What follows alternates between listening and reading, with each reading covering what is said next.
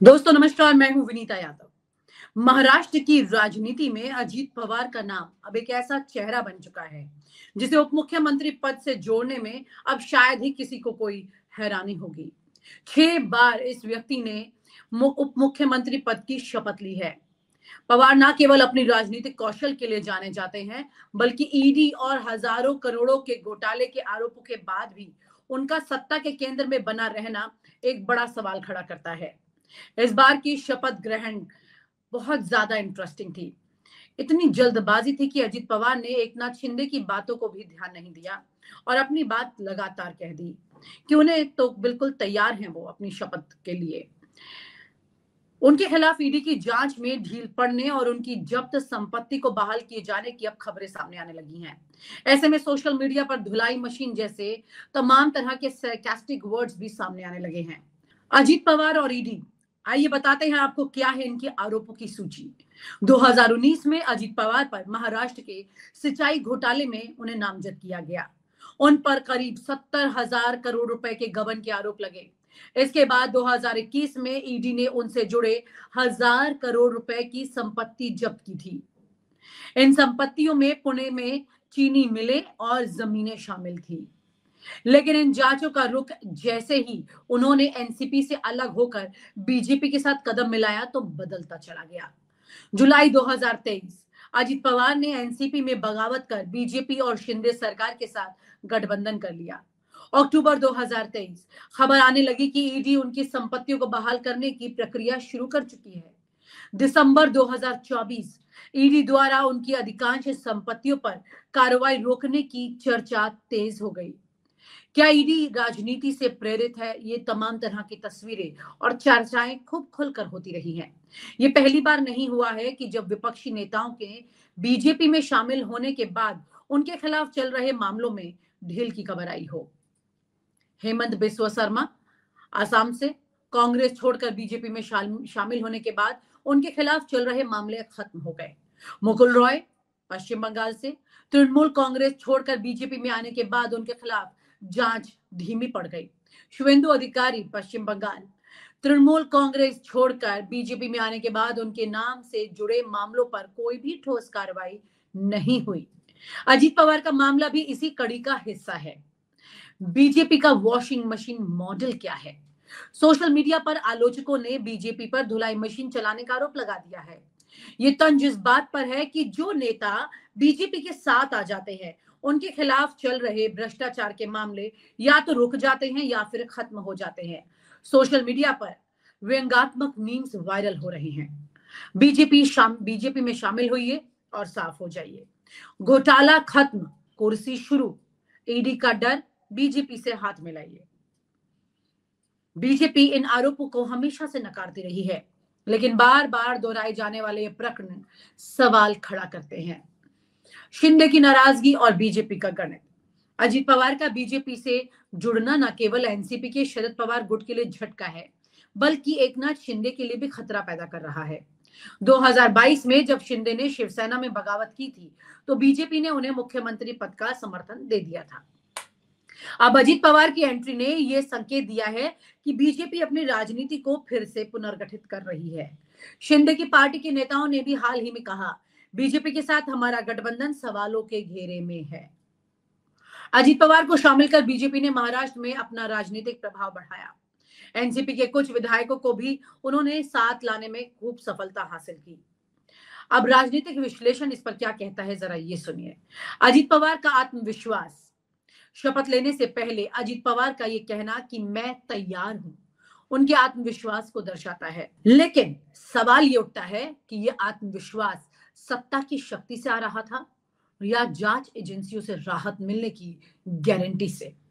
ED की भूमिका समझिए। आंकड़ों के अनुसार पिछले 8 सालों में ईडी ने ज्यादातर विपक्षी नेताओं पर कार्रवाई की, लेकिन जैसे ही ये नेता बीजेपी में शामिल हो जाते हैं, उनके खिलाफ कार्रवाई या तो रुक जाती है या फिर धीमी पड़ जाती है। बीजेपी को इससे क्या फायदा मिल रहा है, ये भी ध्यान से देखिए। महाराष्ट्र जैसे बड़े राज्य में बीजेपी अजीत पवार के जरिए एनसीपी को कमजोर करने और अपनी राजनीतिक पकड़ को मजबूत करने में कामयाब हो रही है। जनता की धारणा क्या है इस पर? हालांकि राजनीतिक गठबंधन और बदलते समीकरण नई बात नहीं है, लेकिन जनता का ये मानना है कि बीजेपी धुलाई मशीन की तरह काम कर रही है। पार्टी की छवि को नुकसान पहुंच सकता है। अजित पवार का उप मुख्यमंत्री पद की शपथ लेना राजनीति की उस सच्चाई को साफ साफ दर्शा रहा है, जहां सत्ता और कानून की धाराएं अक्सर एक दूसरे के साथ कदम ताल करती नजर आती हैं। ये घटनाक्रम बताता है कि किस तरह सत्ता का समीकरण जांच एजेंसियों के कामकाज को प्रभावित करता है। ईडी के मामले का रुख और अजित पवार की शपथ के साथ आई खुशखबरी से ये साफ हो गया कि राजनीति में धुलाई मशीन का मॉडल सिर्फ व्यंग्य नहीं है, बल्कि ये एक सच है। महाराष्ट्र की जनता सवाल कर रही है, क्या न्यायपालिका और जांच एजेंसियों का इस्तेमाल सिर्फ राजनीतिक एजेंडे के लिए हो रहा है? इस सवाल का जवाब आने वाले चुनाव में और ज्यादा मिल जाएगा। अब तक तो वैसे भी तस्वीरें काफी हद तक साफ हो चुकी हैं कि कैसे इस वक्त लगातार जिस भी राज्य को आप देखें एक एक करके जहां जहां बीजेपी ने सरकार बनाई है वहां पर कुछ इसी तरह की प्रक्रिया आपको दिखाई देगी, सेम मोडस ऑपरेंडी आपको दिखाई देगी, जहां पता लगता है कि कैसे विपक्ष के नेता को कमजोर करने के लिए उसकी कमजोर नब्ज को दबाया जाता है और उसके बाद उसे अपने साथ मिला लिया जाता है।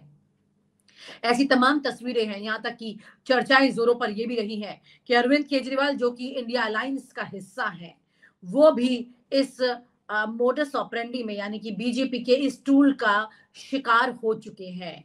भले ही वो विधानसभा में अडानी पर तमाम तरह के सवाल उठा रहे हो, लेकिन आपको ये बता दें कि खुद उनको रिहाई तब मिली जब हरियाणा में चुनाव था और चुनाव में उन्होंने इंडिया अलायंस से अपना रिश्ता तोड़ लिया था और अब एक बार फिर से दिल्ली के चुनाव से पहले उन्होंने इंडिया अलायंस के साथ कोई रिश्ता नहीं होगा, चुनाव में दिल्ली चुनाव में उसको भी साफ कर दिया।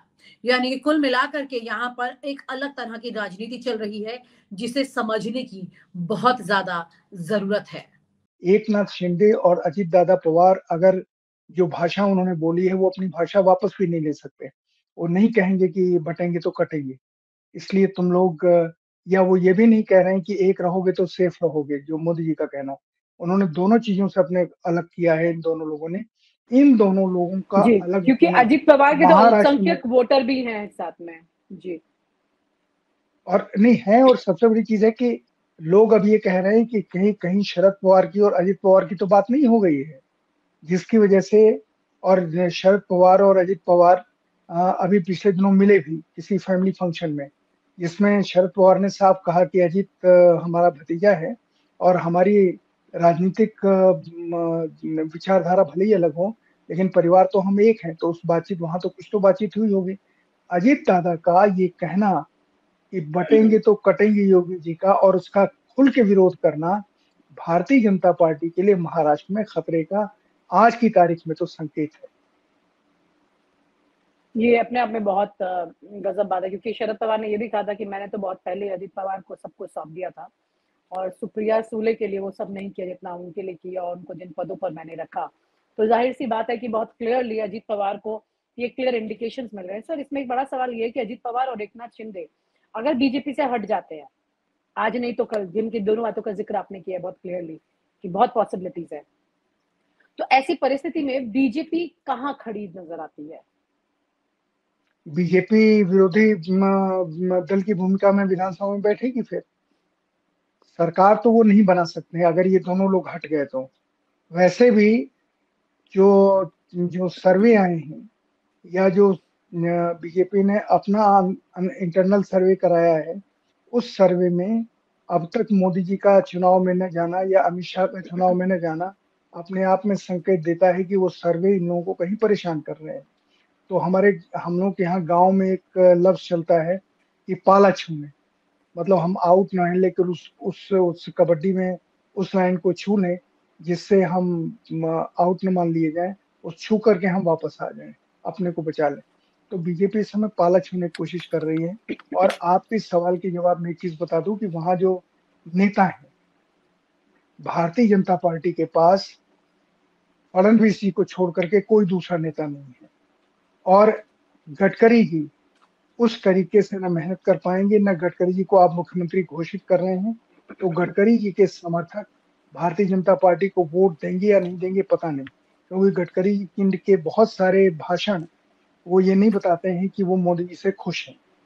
जी। वो बहुत सारी चीज़ों में अपने काम को लेकर के, अपनी विचारधारा को लेकर के, अपनी बातों को लेकर के उनकी एक अलग लाइन है और वो अलग लाइन संघ के राय से ही उन्होंने अलग लाइन बनाई है, ऐसा मैं मानता हूँ।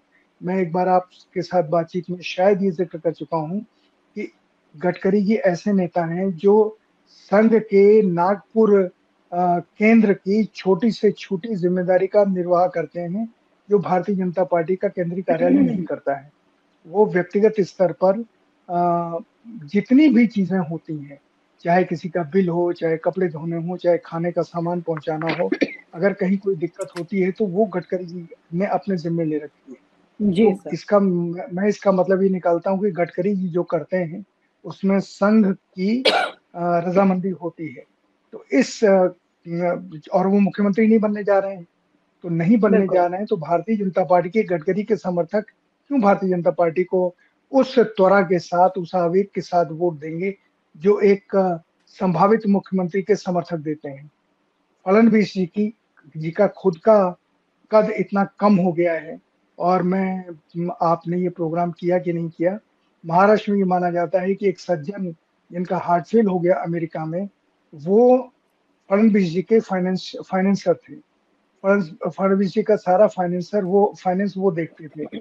उनकी मृत्यु के बाद ये महाराष्ट्र के राजनीतिक क्षेत्र में बात साफ हो गई है कि इस समय धन के मामले में फडणवीस साहब बिल्कुल शून्य हैं, व्यक्तिगत।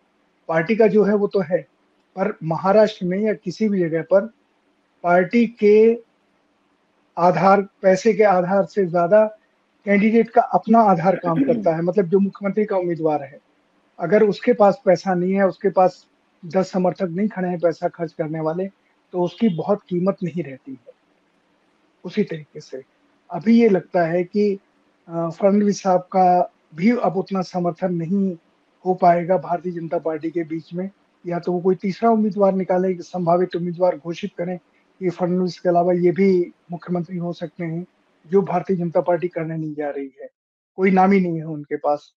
गडकरी जी को बनाना नहीं है, तो फिर भारतीय जी जनता सर। पार्टी खड़ी कहाँ होगी? जी सर। तो ये नेता विरोधी बहुत दल की भूमिका में आएगी। जी सर। अब यहाँ पर बड़ी बात यही है कि बहुत जल्दी शायद इस बार बीजेपी भी अपने पकवान खाने की तैयारी कर रही है। भले ही उसको ये नहीं पता है कि हलवाई जो पकवान बना रहा है वो खुद छोड़कर चला गया, तो स्वाद खराब हो सकता है। बहुत-बहुत शुक्रिया सर इस चर्चा में शामिल होने का और बहुत सारे इम्पोर्टेंट इन्फॉर्मेशन शेयर करने का। Thank you so much sir.